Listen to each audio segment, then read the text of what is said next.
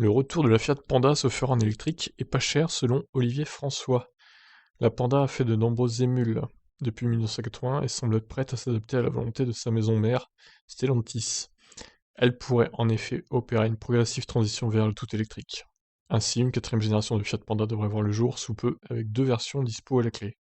Les plus nostalgiques se souviennent certainement de la première génération de Fiat Panda produite pendant 23 ans et écoulée à plus de 5 millions d'exemplaires, avec une robustesse légendaire et des versions 4x4 à presque toute épreuve. Mais dès 1990, une version toute électrique, la Panda Elettra, a été commercialisée. Si elle ne constitue pas un grand succès, contexte oblige, la berline, alors novatrice, semble malgré elle dans la lignée directe de sa succession à venir.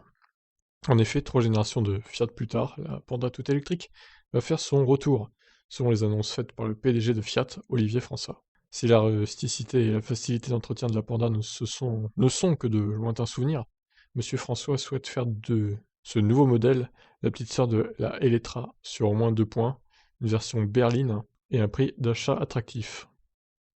Une version berline de la Panda? Ça n'a pas trop de sens, hein. Donc il s'est gardé de donner une fourchette de prix. En revanche, la base de ce nouveau modèle de Panda serait bien le concept 120 présenté au Salon de Genève 2019. Mais la version berline ne devrait pas être seule, en effet Fiat prévoira également un SUV, lui aussi dérivé du 120 suffisant pour réveiller le géant endormi.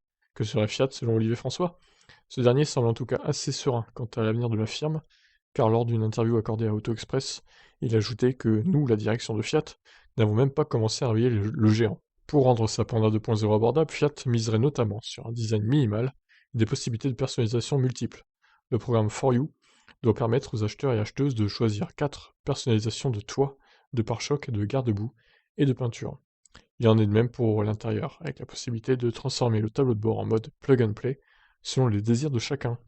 Dans tous les cas, même s'il entretient volontairement une belle quantité d'ombre autour de ses propos, Olivier François semble vouloir garder une stratégie de présentation dans la lignée de l'esprit de la Panda.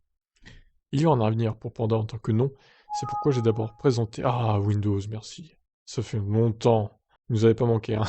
Donc je reprends, c'est pourquoi j'ai d'abord présenté la dernière Fiat 500 comme un cabriolet haut de gamme, avec plein d'options et un prix de 30 000 euros. Car le jour où je présenterai la future Panda, je ferai sans doute l'inverse, avec la version la plus nue pour un prix incroyable. Ok, je comprends mieux la stratégie. Oui, c'est vrai qu'ils ont présenté la Fiat 500 la plus chère en version cabriolet, hein, la série limitée là. Et du coup, bon, ils ont fini par sortir une Fiat 500 moins chère, avec moins d'autonomie aussi. À voir quelle autonomie aura la future Panda électrique, du coup. Bon, elle devrait ressembler à peu près à ça. On verra ce que ça donne hein, dans le futur. On a de savoir en tout cas, je vous laisse réagir. Ciao ciao.